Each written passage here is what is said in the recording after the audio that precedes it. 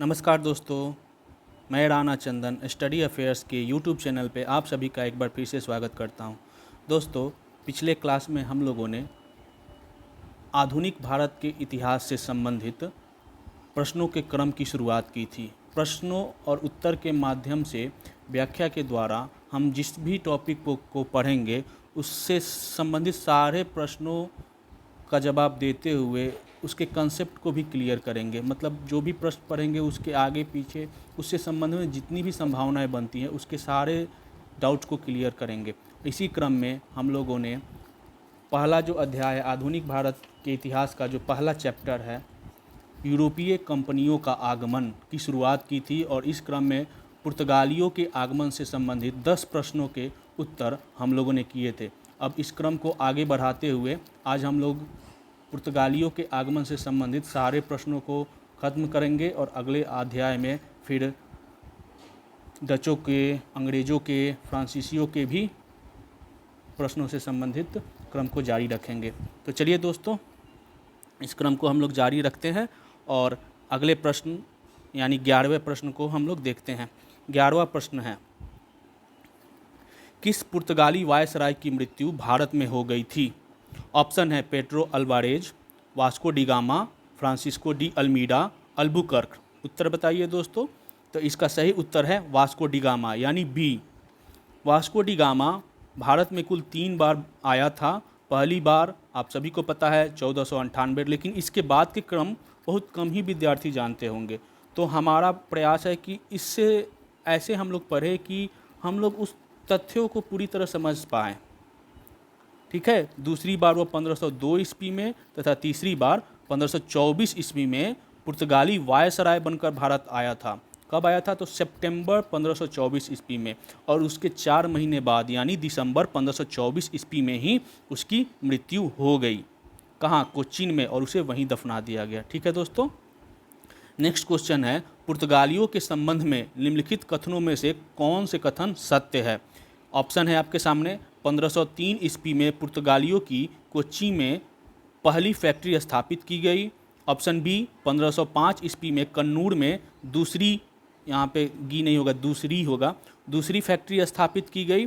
Option C, Francisco de Almeida Bharat में पुर्तगाल का प्रथम गवर्नर थे।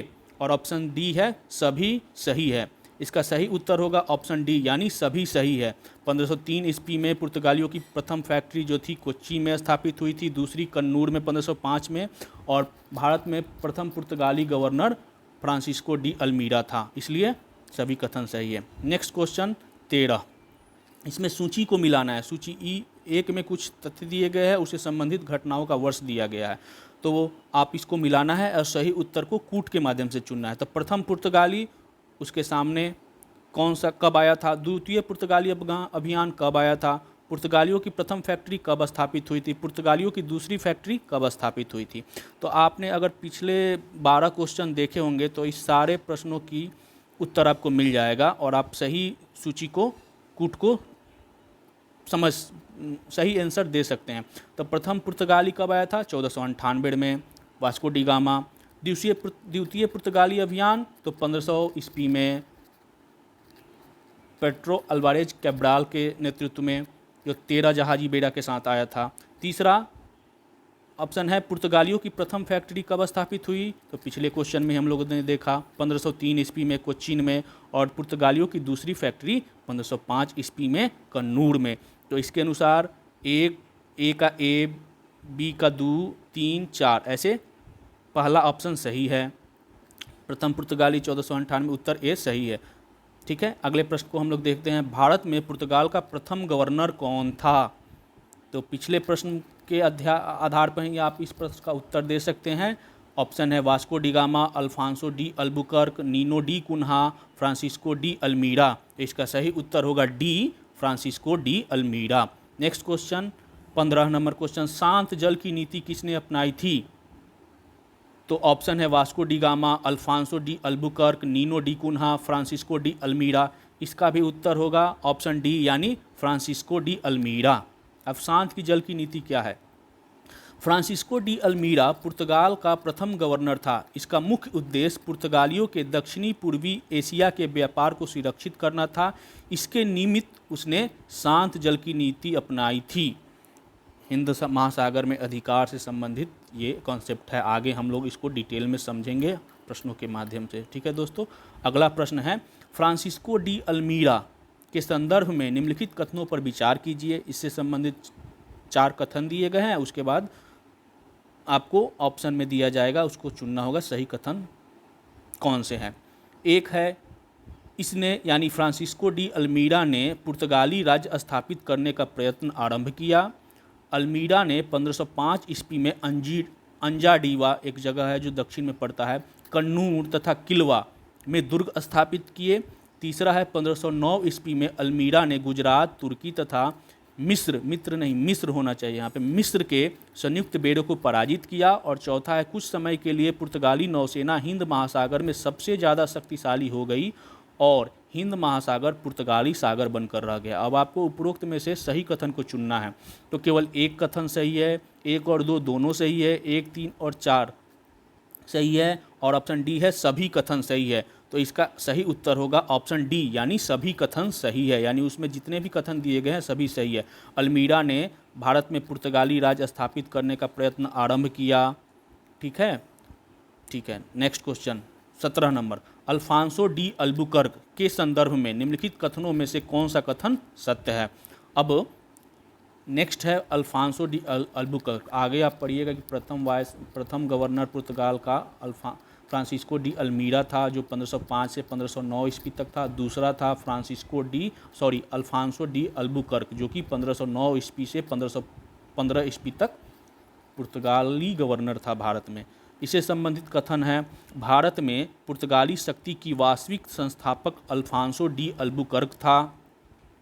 अल्बुकर्क सर्वप्रथम 1503 ईस्वी में एक जहाजी बेड़े का नायक बनकर भारत आया और उसी समय 1503 ईस्वी में उसने कोच्चिन में पुर्तगालियों के प्रथम दुर्ग का निर्माण करवाया था। तीसरा है 1509 ईस्वी में वह भारत में पुर्तगालियों का गवर्नर नियुक्त हुआ। और कथन 4 है 1510 ईस्वी में अल्बुकर्क गोवा के समृद्ध बंदरगाह पर अधिकार कर लिया। अब कूट के माध्यम से आपको उत्तर चुनना है, सही उत्तर। केवल एक सही है, 1, 3 और 4 सही है, 2, 3 और 4 सही है, या सभी कथन सही है। तो इसका आंसर होगा ऑप्शन डी, यानी सभी कथन सही है।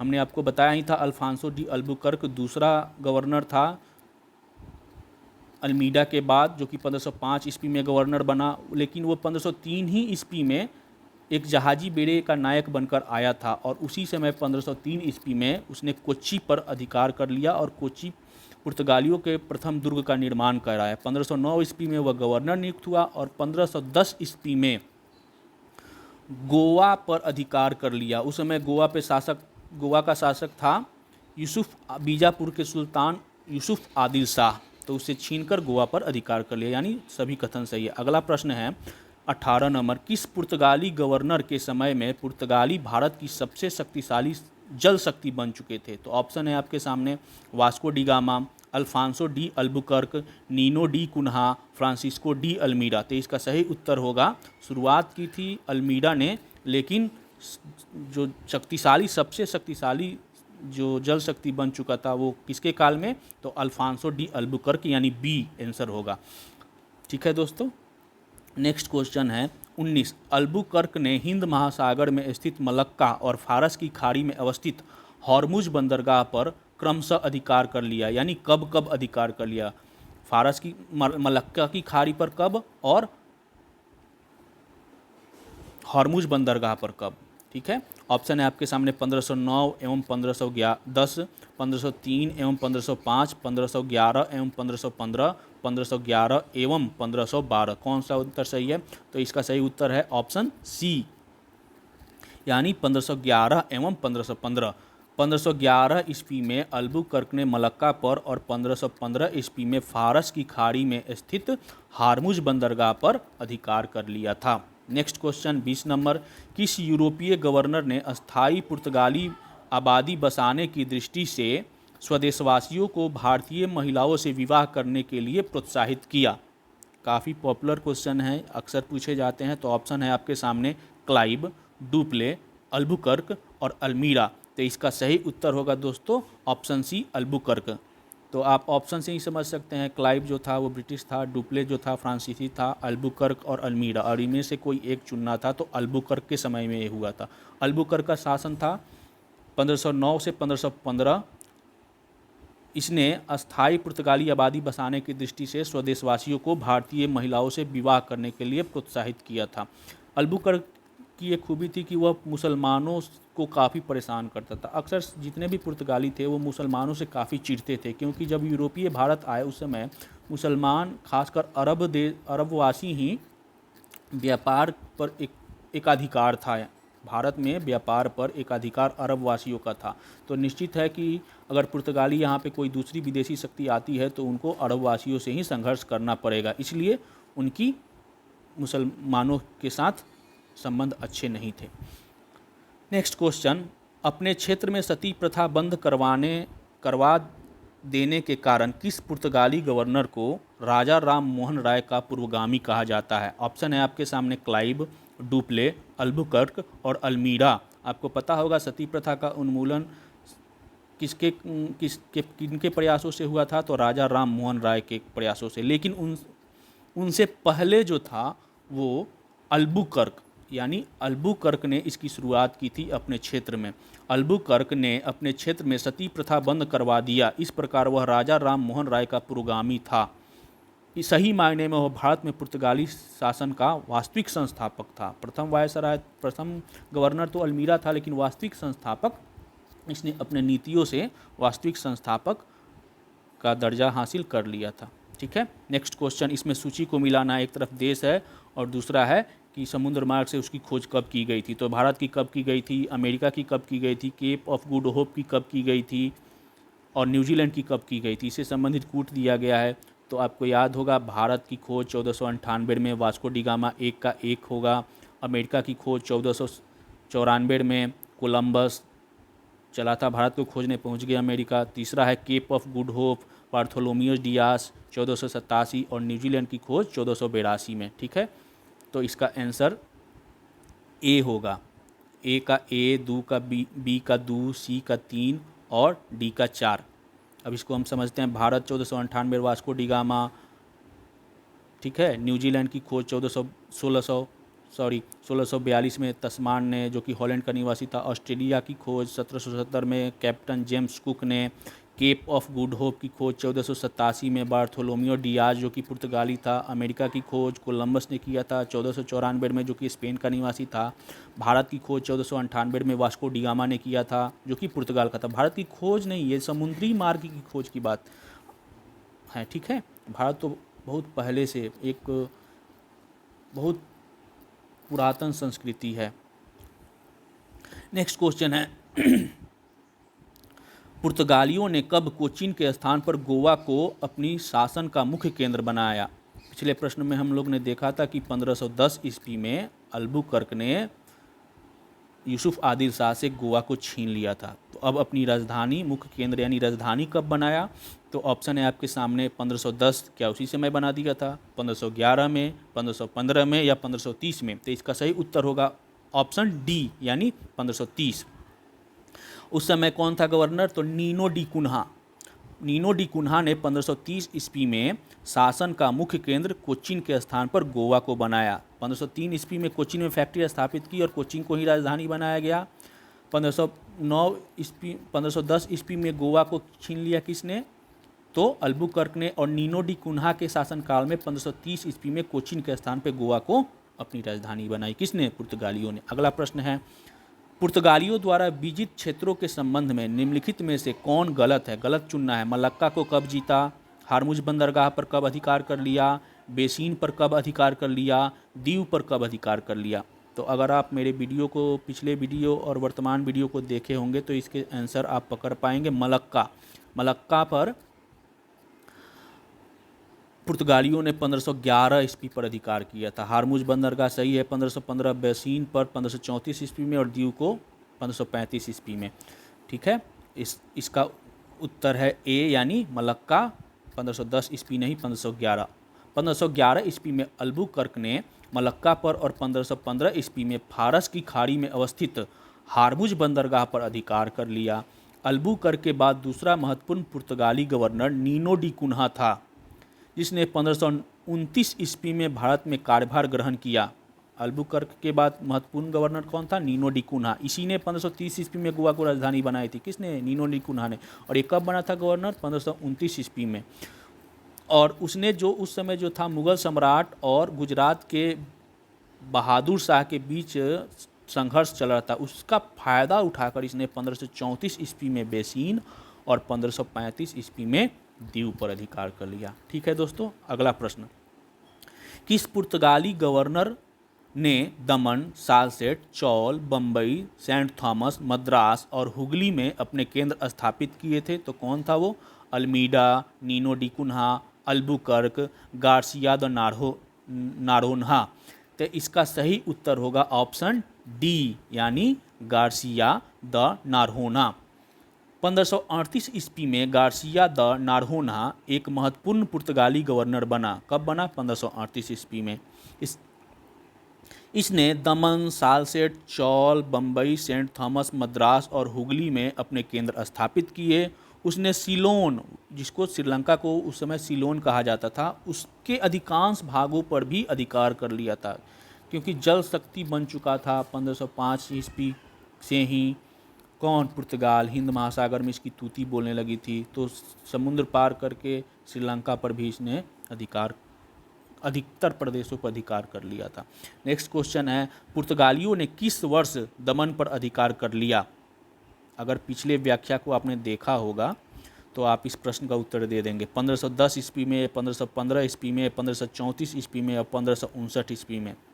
बताइए दोस्तों। तो इसका सही उत्तर होगा ऑप्शन डी, 1559 ईस्वी में पुर्तगालियों का दमन पर अधिकार हो गया।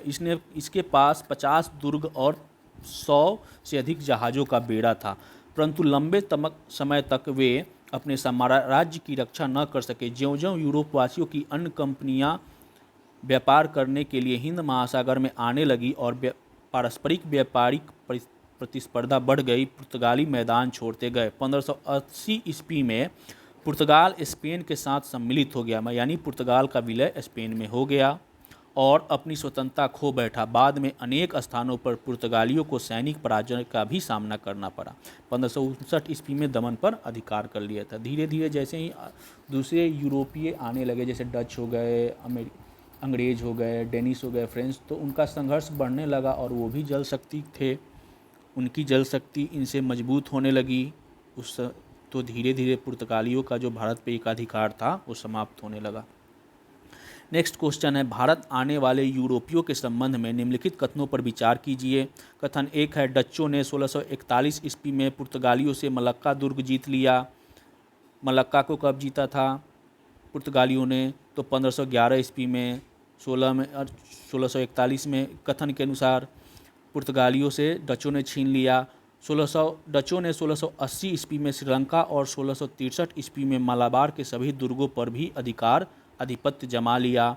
तीसरा है, अंग्रेज़ों ने 1612 ईस्वी में पुर्तगालियों को सूरत में पराजित करके अपना कारखाना स्थापित किया। 1622 ईस्वी में अंग्रेज़ों ने अपना विस्तार करते हुए पुर्तगालियों को हारमुज में फारसी सेना की सहायता से पराजित किया। तो हारमुज को पुर्तगालियों ने कब जीता था? तो 1515 ईस्वी में। धीरे धीरे वो सारे चीज़, अब आपको सही कथन चुनना है, तो कौन से कथन सही है?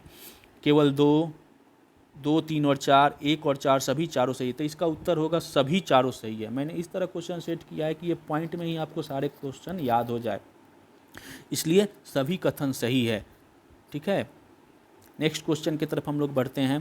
प्रश्न 28, 1632 ईस्वी में शाहजहां के किस सिपह सलार ने पुर्तगालियों से हुगली छीन लिया? जब पुर्तगाली भारत में अपना आधिपत्य जमा रहे थे तो 1632 ईस्वी में दिल्ली पे किसका शासन था?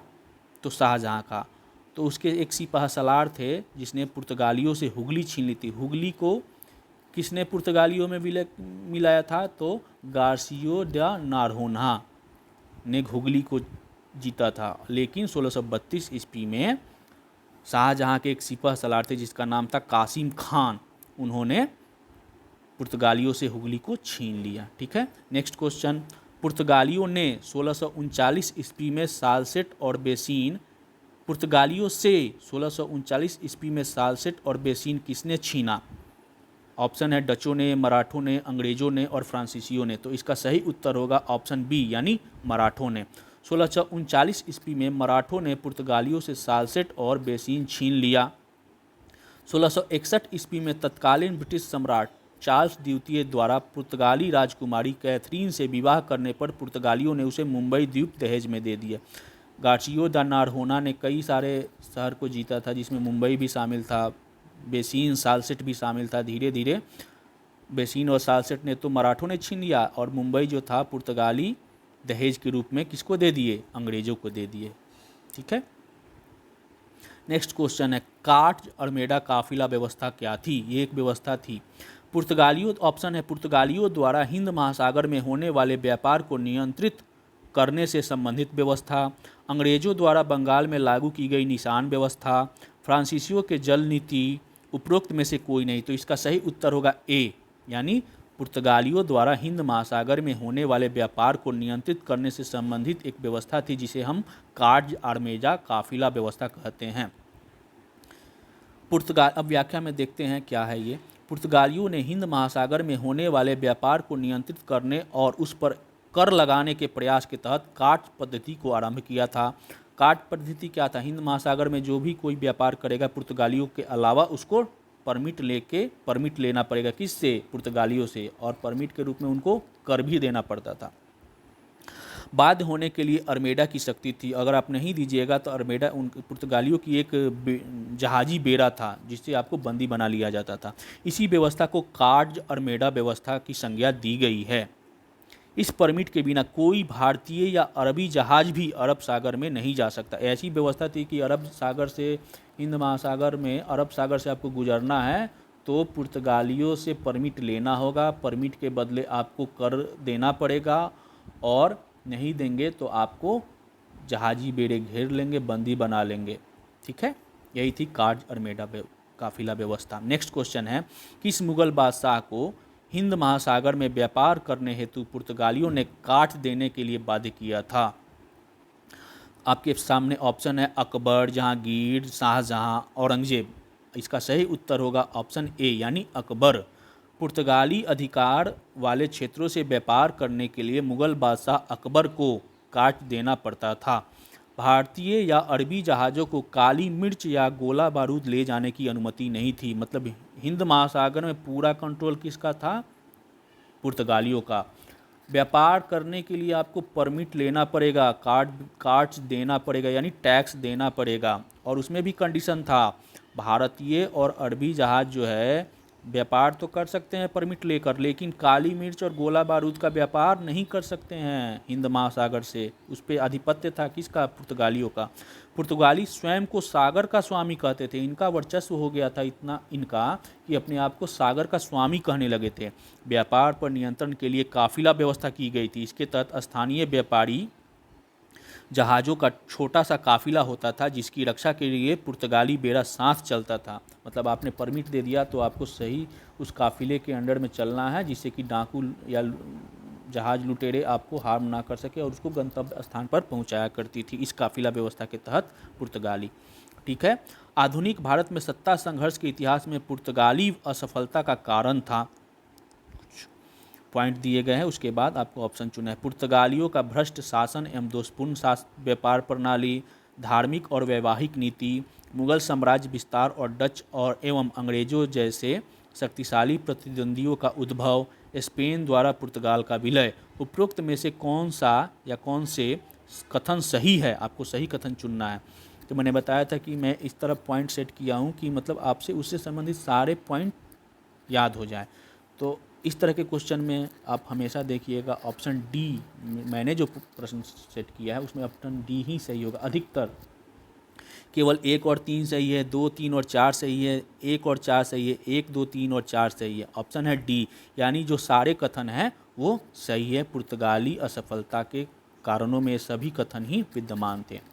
मेरा पढ़ाने का तरीका ये है कि आप प्रश्न उत्तर के माध्यम से ही पूरे कहानी को समझ पाएँ। ठीक है, नेक्स्ट क्वेश्चन है, पहली बार भारत सहित एशिया के देशों के संसाधनों का दोहन करने वाली यूरोपीय व्यापारिक शक्ति कौन था? ऑप्शन है आपके सामने अंग्रेज, पुर्तगाली, डच और फ्रांसीसी। तो भारत सबसे पहले कौन आया था? पुर्तगाली। इन्होंने यहाँ के संसाधनों का दोहन किया, इसलिए ऑप्शन उत्तर इसका होगा ऑप्शन बी यानी पुर्तगाली। पहली बार भारत सहित एशियाई देशों के संसाधनों का दोहन करने वाली व्यापारिक शक्ति पुर्तगाली थे। सर्वप्रथम भारत जापान व्यापार प्रारंभ करने का श्रेय इन्हीं को प्रदान किया जाता है। भारत के साथ जापान के साथ भी उन्होंने व्यापार प्रारंभ किया था। पुर्तगालियों ने अरबों और तुर्कों से सबसे पहले संघर्ष किया, इसलिए उन्होंने प्रथम दृष्टि में मुसलमानों को ही अपना निशाना बनाया। जब भारत आए पुर्तगाली तो यहाँ पे व्यापार पर आधिपत्य था अरबों का और कुछ बहुत तुर्कों का भी। तो यहाँ पे अगर आपको पांव जमाना है तो इन शक्ति को हराना होगा, इसीलिए उन्होंने अरबों और तुर्कों से संघर्ष किया। नेक्स्ट क्वेश्चन है, पुर्तगालियों के संबंध में निम्नलिखित में से कौन सा असत्य है? ऑप्शन है आपके सामने, ए 1540 ईस्वी में गोवा के सभी मंदिर नष्ट कर दिए गए। ऑप्शन बी 1573 ईस्वी में बारदे तथा 1584 से 87 ईस्वी के मध्य सालसेट के मंदिर भी तोड़ दिए गए। 1560 ईस्वी में गोवा में ईसाई धार्मिक न्यायालय की स्थापना की गई, जिसका उद्देश्य ईसाई धर्म विरोधियों को दंडित करना था। इनमें से कोई नहीं, ऑप्शन डी है। तो इसका सही उत्तर होगा ऑप्शन डी, यानी कोई भी असत्य नहीं है, यानी सारे कथन जो है सत्य है। ऑप्शन डी सही है।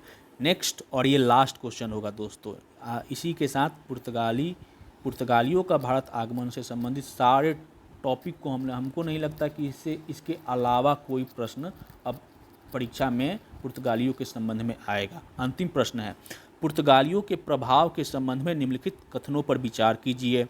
कथन है, मध्य अमेरिका से तंबाकू, मूंगफली, आलू, मक्का, पपीता और अमरूद का भारत में प्रवेश पुर्तगालियों ने कराया। दूसरा है, बादाम, लीची, संतरा, अनानास एवं काजू का प्रवेशन अन्य देशों से भारत में पुर्तगालियों के माध्यम से हुआ। जहाज निर्माण, पता ही है जहाज के मामले में पुर्तगाली इतनी बड़ी शक्ति बन चुके थे कि हिंद महासागर में उनकी तूती बोलती थी और हिंद महासागर को पुर्तगाली सागर की संज्ञा दी जाती थी। तो जहाज निर्माण तथा प्रिंटिंग प्रेस 1556 ईस्वी में प्रिंटिंग प्रेस की स्थापना भारत में पुर्तगालियों ने प्रारंभ की। और ये प्रश्न 2 दिन पहले जो जेपीएससी का एग्ज़ाम हुआ था उसमें ये पूछा भी है, प्रिंटिंग प्रेस और पुर्तगाल के संबंध में। ठीक है, आप देखिएगा। भारत में गोथिक स्थापत्य कला का आगमन हुआ।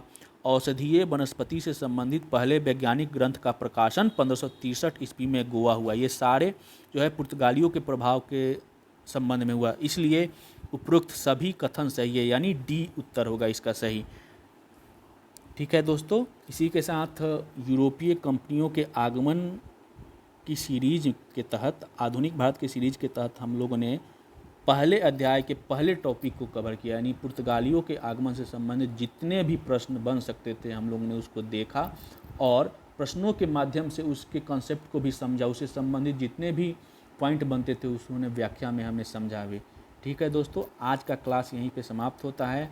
आगे हम लोग डच, अंग्रेज करते हुए पूरे यूरोपियों के आगमन के संबंध में 2-3 क्लास में पूरा यूरोपीय कंपनियों का आगमन खत्म हो जाएगा। उसके बाद हम लोग धीरे धीरे आधुनिक भारत के इतिहास को आगे बढ़ेंगे और आधुनिक भारत के इतिहास को इस तरह पढ़ लेंगे कि इससे संबंधित परीक्षा में कोई भी प्रश्न आए तो आप उस पर क्लियर कंसेप्ट आपका हो और सारे प्रश्नों को हल करके ही आए। धन्यवाद दोस्तों, थैंक्स फॉर वाचिंग वीडियो। और स्टडी अफेयर्स के यूट्यूब चैनल पे आप बने रहिएगा। धन्यवाद।